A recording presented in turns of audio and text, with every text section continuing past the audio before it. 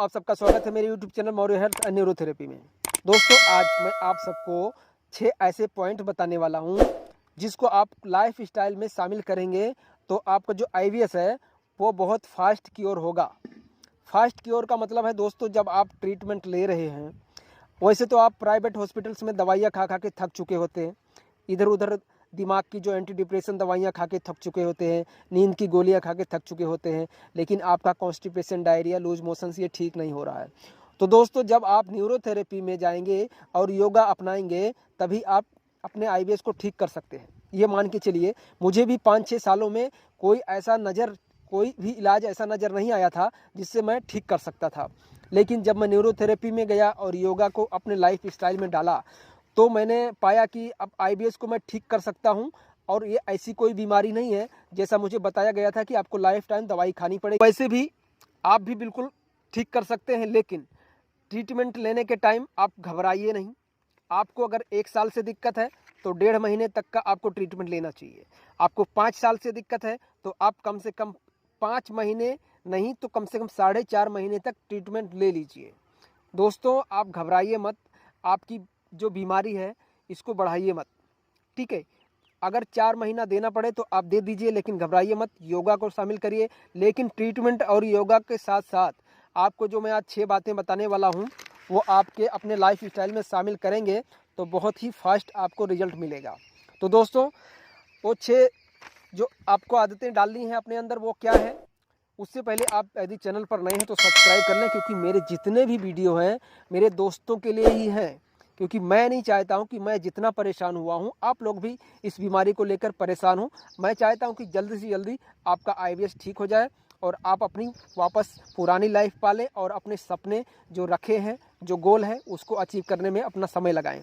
तो दोस्तों, जो सबसे पहला है वो है कि सुबह उठकर आपको कम से कम 3 गिलास हल्का गर्म पानी पीना है, ठीक है। दूसरा, ब्रेकफास्ट लेते समय या फिर खाना खाते टाइम आपको कभी भी बीच में पानी नहीं पीना है। पानी नहीं इसलिए पीना है क्योंकि जब भी हम खाना खाने के बीच में अगर पानी पी लेते हैं तो हमारा जो HCl है उसका जो लेवल है, pH लेवल जो होता है वो बहुत बढ़ जाता है। यानी कि हमारा जो स्टमक है उसके अंदर जो पचाने के जो pH होने चाहिए वो कम ही होने चाहिए, ज़्यादा नहीं होने चाहिए, क्योंकि जो पानी है इसका pH कम से कम 7 होता है, ठीक है। और जो हमारा एसिड है उसका जो pH होता है वो 3 होता है। तो यदि हम उसमें पानी डाल देंगे तो उसका जो pH है एसिड का वो बढ़ जाएगा, तो हमारे भोजन को तोड़ नहीं पाएगा, मरोड़ नहीं पाएगा, पतला नहीं कर पाएगा। इस बात का खास ध्यान रखें, ठीक है।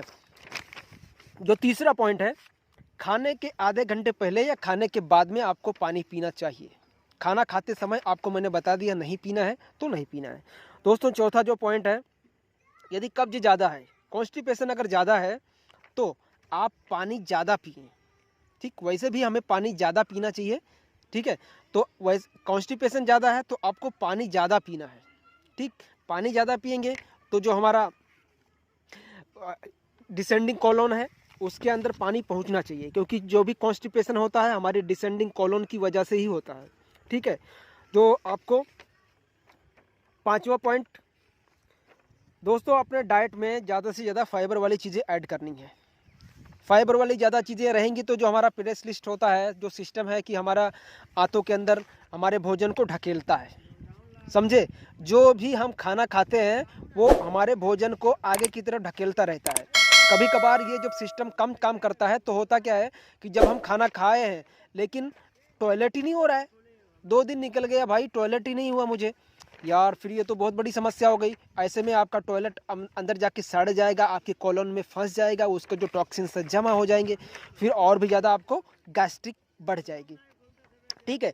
तो ज़्यादा से ज़्यादा फाइबर रहेगा तो जो हमारा पेरिफेरल सिस्टम है वो अपने भोजन को बराबर ढकेलता रहेगा और आपको कॉन्स्टिपेशन नहीं होगा, ठीक है। इसका ध्यान रखें। और जो छठा जो सबसे इम्पोर्टेंट पॉइंट है वो है कि हमें अच्छी नींद लेनी है भाई। तो अच्छी नींद लेने का मतलब ये है कि यदि हम 7 बजे 7:30 बजे तक खाना खा लें शाम को, ठीक है, उसके बाद नहीं खाना है, उससे लेट नहीं करना है। और रात में ज़्यादा हो सके तो आप चावल मत खाइए, ठीक है।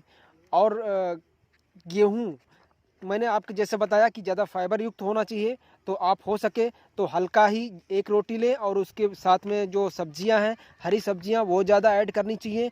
और आपको हो सके तो दलिया बना सकते हैं, गेहूं का दलिया, उसमें आप हरी सब्जियां 2-3 तरह की मिक्स करके आप बना के खाइए, ठीक है। और जब सोने जाएं उससे पहले आप कम से कम 1-1.5 गिलास हल्का गर्म पानी पी लीजिए, ठीक है। और उसके बाद में 10 मिनट तक आप मेडिटेशन कर लीजिए, क्योंकि यार होता क्या भाई कि जब भी हम इस बीमारी से सफ़र कर रहे होते तो हमें बहुत ज़्यादा डिप्रेशन हो जाता है, हमको नींद भी नहीं आती अच्छे से। तो हम जब मेडिटेशन को अपना लेंगे, आपको भाई कम से कम 21 दिन तक ही ये देना है। 21 दिन के बाद ये आपके लाइफ स्टाइल में शामिल हो जाएगा। आपको पूछना नहीं पड़ेगा, सोचना नहीं पड़ेगा कि मुझे पानी चाहिए या फाइबर युक्त भोजन चाहिए या हमें 3 गिलास सुबह उठ के पानी पीना। ये सारी आदतें अपने आप बन जाएंगी, ठीक है। 10 मिनट तक आप रात में मेडिटेशन कर लेंगे सोने से पहले, उस तो आपको अच्छी नींद आएगी, ठीक है। और इसमें डीप ब्रीथिंग भी कर लेंगे तो आपको नींद अच्छी आएगी, ठीक है। ये सारी चीज़ें आप ध्यान रखें और आपका IBS 100% ठीक होगा। आप सही जगह पर सही ट्रीटमेंट ले रहे हैं तो समझ लीजिए कि न्यूरोथेरेपी आपके लिए बहुत ही ज़बरदस्त और बेस्ट है। और जो योगा करना है न्यूरोथेरेपी का ट्रीटमेंट लेने के बाद, उसका मैं लिंक इस डिस्क्रिप्शन में डाल दिया हूँ, वो आप देख लीजिएगा।